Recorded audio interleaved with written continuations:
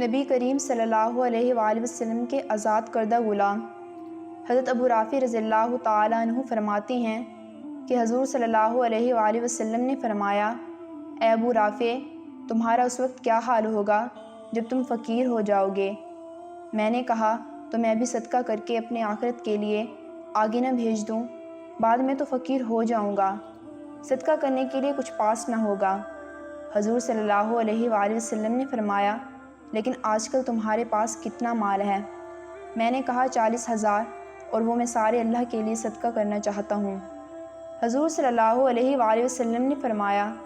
سارے نہیں، کچھ صدقہ کرو، کچھ اپنے پاس رکھ لو اور اپنی اولاد کے ساتھ اچھا سلوک کرو۔ میں نے کہا،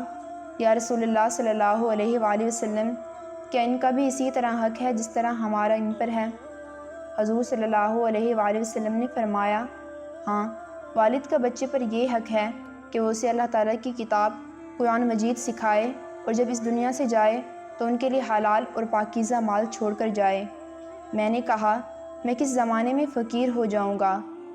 حضور صلی اللہ علیہ وآلہ وسلم نے فرمایا، میرے بعد۔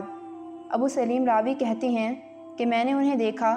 کہ وہ حضور صلی اللہ علیہ وآلہ وسلم کے بعد اتنے فقیر ہو گئے تھے کہ وہ بیٹھے ہوئے کہا کرتے تھے، کوئی ہے جو نابینا بوڑھا پر صدقہ کرے، کوئی ہے جو اس آدمی پر صدقہ کرے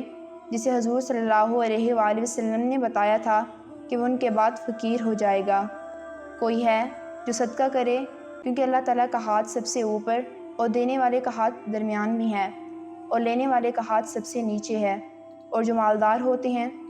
بغیر ضرورت کے سوال کرے گا تو اس کے جسم پر ایک بدنما داغ ہوگا جس سے وہ قیامت کے دن پہچانا جائے گا،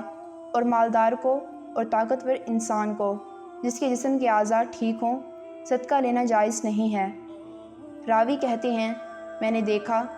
کہ ایک آدمی نے ان کو 4 درہم دیے تو انہوں نے ان میں سے 1 درہم اسے واپس کر دیا، تو اس آدمی نے کہا، اے اللہ کے بندے، میرا صدقہ واپس نہ کرو۔ انہوں نے فرمایا، میں نے اس لیے 1 درہم واپس کیا ہے کہ حضور صلی اللہ علیہ وآلہ وسلم نے مجھے ضرورت سے زیادہ مال رکھنے سے منع فرمایا ہے، اور مجھے ضرورت 3 کی ہے۔ ابو سلیم راوی کہتے ہیں، میں نے دیکھا کہ وہ بعد میں اتنے مالدار ہو گئے تھے کہ عشرہ وصول کرنے والا ان کے پاس بھی آیا کرتا تھا، لیکن وہ فرمایا کرتے، کاش ابو رافع فقیری کی حالت میں مر جاتا، دوبارہ مالدار نہ بنتا، اور غلام کو جتنے میں خریدتے اتنے پر ہی اسے مکاتب بنا دیتے۔ غلام کو مکاتب بنانے کی صورت یہ ہے کہ مالک اپنے غلام سے یوں کہے کہ تم مجھے اتنا مال کما کر لاؤ تو تم آزاد ہو جاؤ گے۔